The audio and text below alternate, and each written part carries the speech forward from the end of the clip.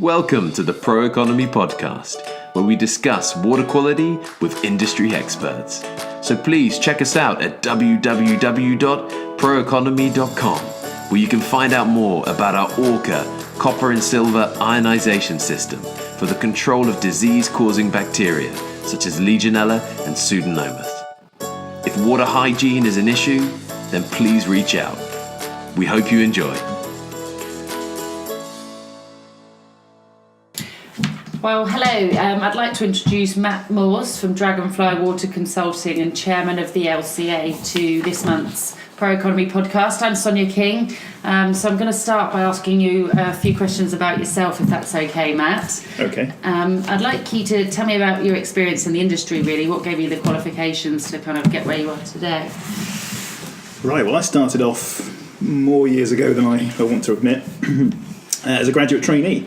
So I came up through one of the larger water treatment companies as a graduate trainee doing their internal training, which is one of the things which sort of disappeared a bit from the industry now. It's not so much the norm.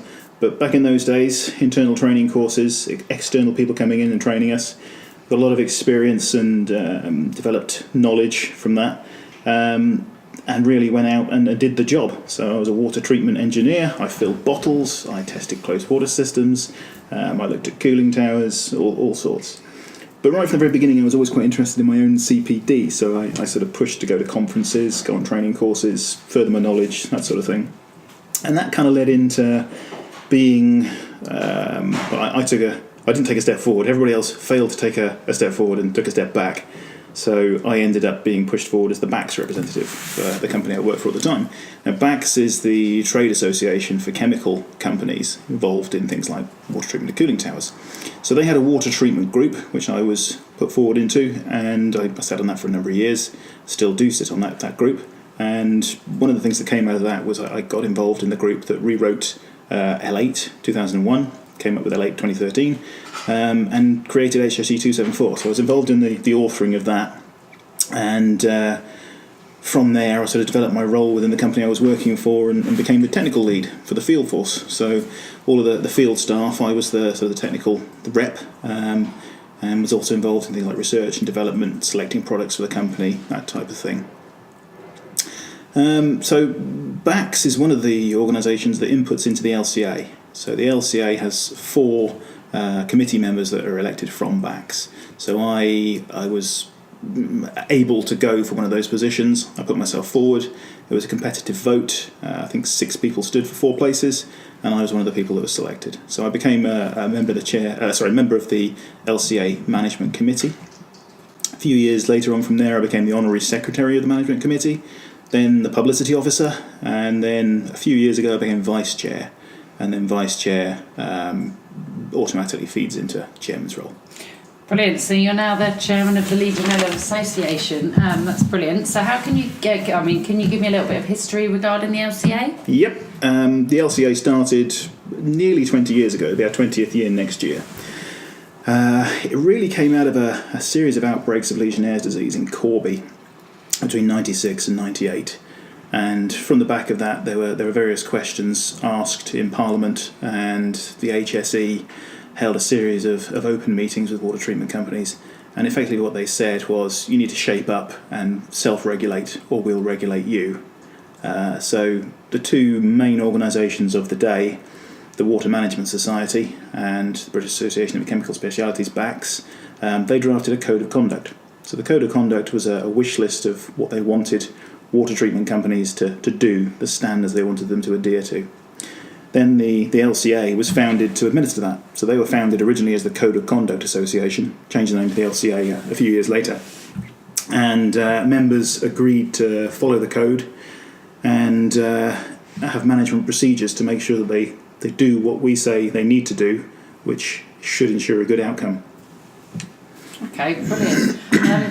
In terms of businesses, if a company were looking to become a member of the LCA, what do you perceive the function of the LCA to be? I know you said about the code of conduct, but I suppose looking at the end user for the client, what do they get out of it?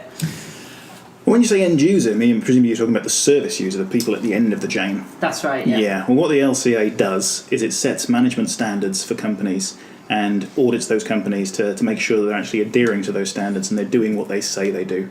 And for the end user, what they get is a company which has procedures in place that have been audited, and those procedures mean that the end user can be as sure as they can be that the company is able to deliver a good job.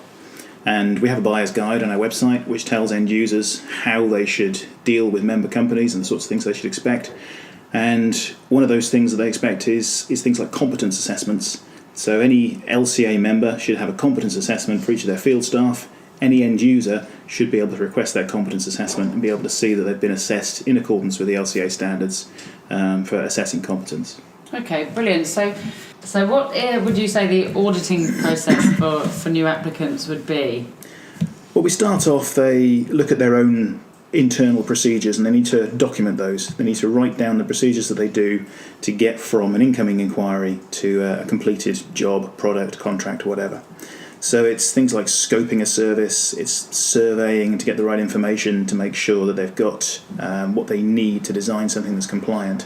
And it's all about management procedure. So it's about having it all laid down and documented. So if the person that's doing it one day happens to disappear from the company and somebody else comes in, the outcome would be the same. So it's the company's approved way of doing something. So that's what they need to do to begin with. So they write those procedures. They need to tie those procedures together in something we call a statement of compliance. So it's just a written statement to say, we comply with the LCA commitment X, Y, and Z because we do this and this is our procedure.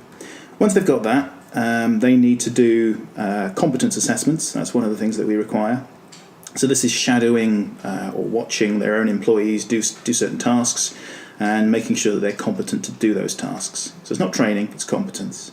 And we require them to have done that, and we require them to send one example through to us for the initial check, just to make sure that the process is okay. We'll look at all of them in due course. We also ask them to do an internal audit, so to audit their own internal processes for compliance with the LCA requirements and send us that. So we get those three things, we send that to an LCA assessor. The assessor will review it and either reject it with comments if it's not quite good enough, or they will approve it, and the applicant will become a temporary member, and we will go and do an assessment on them within a couple of months and actually drill down and look at real world evidence as to their procedures being followed. Brilliant. So just looking at it, I suppose if they've joined and perhaps they don't fulfil their requirements, let's say, so do companies ever get removed from the LCA list? Yes. Or the register? Yes, quite often. It wouldn't really be an organisation that had any teeth if we didn't have some sort of sanction. And the only sanction we really have is to throw people out or suspend people. So, just for example, yesterday we suspended 6 people from the website, and the day before we did another one. So that's 7 in the last few days, and one of those was a very large multinational company. So it's applied equally to everybody. If they contravene the rules, then they don't get to be members. So what do you class as a misdemeanour then? Well, you get lots and lots of minor things, and those are things which wouldn't lead to somebody being thrown off immediately, but they have a timescale to improve those things. And that's normally a 3-month timescale for us to stand in non-conformance. Could be less. But really, if a company is disregarding its own procedures, if they're not doing what they say they're going to do, if they're swinging the lead, then that's really the situation where they're going to have their membership suspended and eventually removed. So how often do auditors visit the sites? I mean, do you ever carry out impromptu unscheduled visits? Yeah, we do. The main audit is an annual audit. If we have any reason to doubt the member during the intervening time between audits, for example, if a complaint comes in, we will 9 times out of 10 do an audit to investigate the complaint.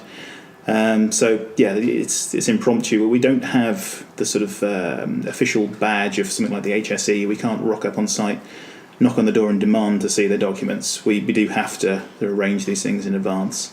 But we do, if we have specific intelligence about issues with a member, we will go and look at those as the evidence for the audit. So when we do auditing, we look at a sample of evidence. If we have a complaint or we have intelligence that certain issues are going on with a member, we will drill down and look at that specific evidence. Brilliant. So I've got to ask this question. You've come under fire recently regarding some service providers. Most recently on LinkedIn, there's some comments like, I think, it's time that people in the industry got together, gave their views as an alternative to the LCA. Question is are the LCA doing enough? And could we establish a Contractors Association? I mean, the fact that they said we have to take the initiative in pushing Legionella compliance to the top of the agenda. I mean, do you have any feedback on this? Not directly, no. I mean, the one thing we have done very recently is we've just had an election for independent members of the management committee. Now, none of those critics that are on LinkedIn have put themselves forwards, and some of these are eligible people. They're member companies. They haven't engaged with the process, so they're not. They're saying they want to do something to push it to the fore, but they're not. So you've got to look at the motivation behind some of these things. I mean, to my mind, some of these people are justifying why they don't have membership, or why they're better than membership, when in some cases they might not be able to attain it. So some have other agendas, and a lot of these people don't really understand what the LCA does. It's a very transparent organisation. Everything's on the website. Everything's there and open to scrutiny. If they were to read it, they might get a slightly better understanding. Yeah, I mean, I've seen the matrix, obviously, ourselves at ProEconomy, and it does seem to be quite a good basis in which to work to. So the fact that you've obviously got a body there that's been around, established for a number of years, you think if anything, I suppose you'd look to see what improvements you could make and work with people in the industry to see what other positive feedback, what feedback people have, and then looking at kind of the best possible outcome for everybody. Yeah, and there's also a trade association that exists already. I mean, the UK Water Treatment Association does exist. Why not get involved with that if you want a Contractors Association? It's there's no point reinventing the wheel for the sake of it. Yeah, absolutely. I mean, how do you see the future of the LCA? I mean, do you see the current model continuing as it is? Do you see a lot more growth at the moment? Well, we don't exist to gather members. That's not a goal of the organisation. But having said that, the membership has grown and grown and grown year on year. One thing we have looked at always from the very beginning is tightening up on standards, tightening up on auditing. Initially, we asked for people to commit to a service standard without necessarily auditing them, did a desktop, and then we went to a 3-yearly audit, then a 2-yearly audit, and now we're on annual auditing. So there is the possibility that auditing could become more frequent, and we're also looking at restructuring auditing. So more use of intelligence to lead the audits, looking at specific things that lots of members are failing on, and drilling down into those. Brilliant. Okay, do you have any additional comments or things you'd like to add? Yeah, I mean, the way in which the wider world understands what the LCA does, they do tend to try and hang their hat on the fact that because you have an LCA membership, you are a competent company and every single one of your employees will be competent and every piece of output you do will be wonderful, which is not really true in the real world. In the real world, what we have is a set of management systems that mean a company has the ability to do something well. It doesn't necessarily guarantee quality control. That's really the role of the member themselves in their own internal auditing and applying those processes.